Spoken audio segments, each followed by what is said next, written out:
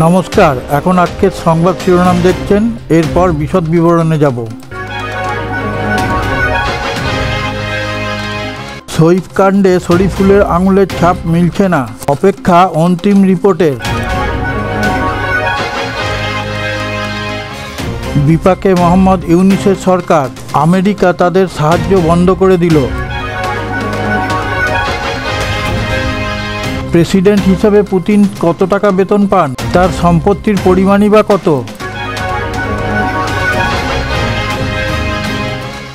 শান্তিপুর থানার অন্তর্গত ২৫০০ কেজি ভেজাল ঘি বাজেয়াপ্ত করা হয়। সাধারণতন্ত্র দিবসেও রাজ্য রাজভবন দ্বন্দ্ব, মুখ্যমন্ত্রীর হস্তক্ষেপেই সমাধান। তিলক জানিয়েছে, আগে শর্ট বল খেলতে সমস্যা হতো, সেই সমস্যাকেই নিজের শক্তি বানিয়ে ফেলেছেন। আজকের মুখ্য সংবাদে যাওয়ার আগে আপনার কাছে একটি বিশেষ অনুরোধ, চ্যানেলটিকে সাবস্ক্রাইব করে পাশে থাকা নোটিফিকেশন বেলটি ছুঁয়ে একটা লাইক দিয়ে শেয়ার করে দিন। তাহলে আমরা বিশ্বের নানা প্রান্ত থেকে খবর সংগ্রহ করে আপনাদের সামনে তুলে ধরার অনুপ্রেরণা পাব।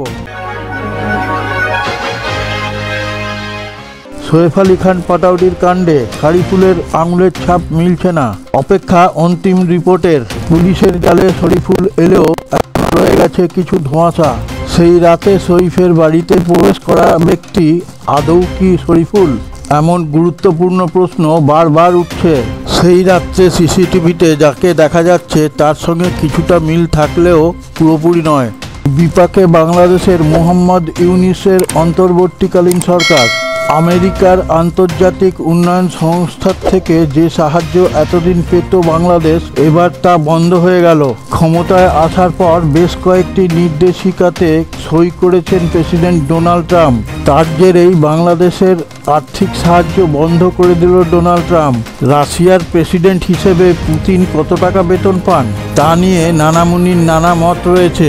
একবার একটি সাক্ষাৎকারে রুশ রাষ্ট্রপ্রধান জানিয়েছিলেন, বছরে $1.4 লক্ষ বেতন পান তিনি।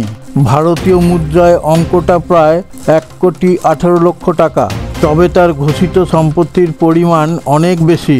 পুলিশ সূত্রে খবর, নদিয়ার শান্তিপুর থানার ফুলিয়া বুইচা ঘোষপাড়া এলাকায় একটি ঘি কারখানায় হানা দেয় পুলিশ। সেখান থেকে প্রথমে ২৫০০ কেজি ভেজাল ঘি বাজেয়াপ্ত করা হয়।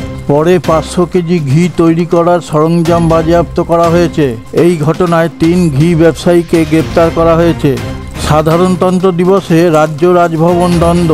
কেন কলকাতা পুলিশের ব্যান্ডকে দাঁড় করিয়ে রেখে বিএসএফকে দিয়ে অনুষ্ঠান করানো হচ্ছে? সরকারি সূত্রের খবর, মুখ্যমন্ত্রীর হস্তক্ষেপেই রাজভবনে অনুষ্ঠান করেছে কলকাতা পুলিশের ব্যান্ড। তিলক নিজেই জানিয়েছেন, আগে শর্ট বল খেলতে সমস্যা হতো তাই পেসাররা তার বিরুদ্ধে শর্ট বল করতেন বেশি। সেই সমস্যাকেই তার শক্তি বানিয়ে ফেলেছেন তিনি। আমি জানতাম যদি শর্ট বল খেলতে পারি তাহলে বোলাররা সমস্যায় পড়বে। অনেক পরিশ্রম করতে হয়েছে, তার ফল এবার পাচ্ছি। আপনি যে জায়গা থেকে ভিডিওটা দেখছেন সেই জায়গার নামটি কমেন্টে লিখে পাঠালে আমরা আপ্লুত হব।